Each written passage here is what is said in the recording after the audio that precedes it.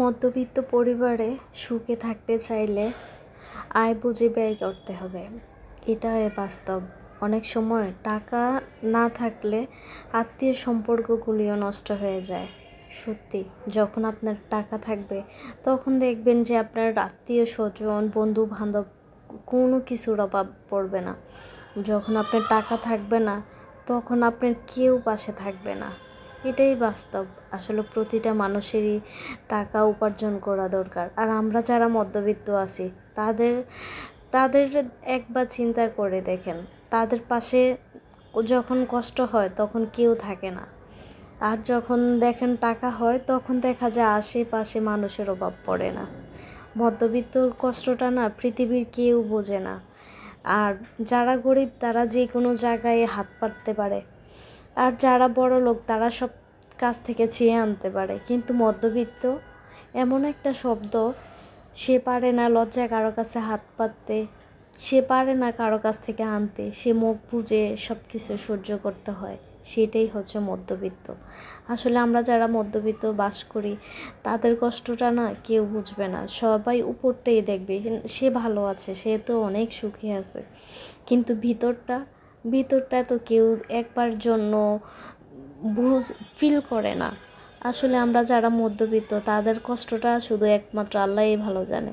এরপরও বলি আল্লাহর কাছে সব কিছুর জন্য আলহামদুলিল্লাহ। আমরাও মধ্যবিত্ত, সেটাই আর কি। আর মধ্যবিত্তর কষ্টটা শুধু আমাদের মধ্যবিত্তদের না স্বপ্নগুলি স্বপ্নেই থেকে যায়, কখনোই বাস্তবে পূরণ হয় না।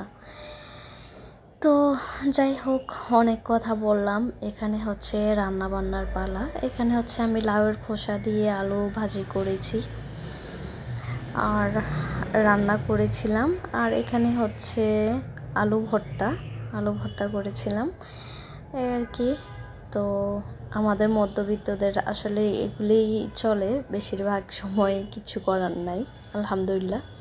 না, আল্লাহ যেভাবে রাখছে এইভাবে আলহামদুলিল্লাহ, আল্লাহ ভালো রাখছে, সুখে রাখছে, এটাই। তো আমরা মধ্যবিত্তরা আসলে কারো কাছ থেকে কোনো কিছু বলতে পারি না, এটাই হচ্ছে সমস্যা আর কি। তো এখানে আবার রান্না করতেছি জালি কুমড়া দিয়ে চিংড়ি মাছ। এখানে হচ্ছে আমি জালি কুমড়াগুলি ভেজে নিচ্ছি।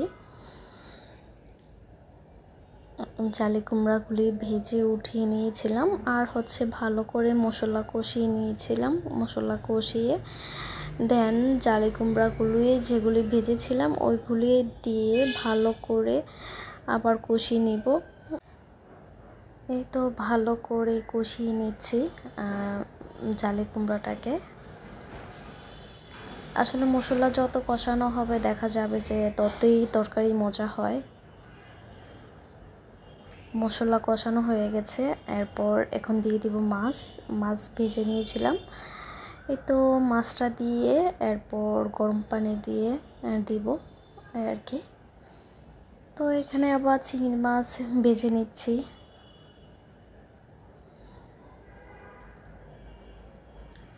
এখানে হচ্ছে দুইভাবে রান্না করা হয়েছে, কারণ আমার হাজব্যান্ড কোনো মাছ খায় না, ওর জন্য চিংড়ি মাছ দিয়ে রান্না করা জালি কুমড়া, আর আমাদের জন্য হচ্ছে বড় মাছ দিয়ে রান্না করা। তো দুভাবে রান্না করা হয়েছে এই আর কি।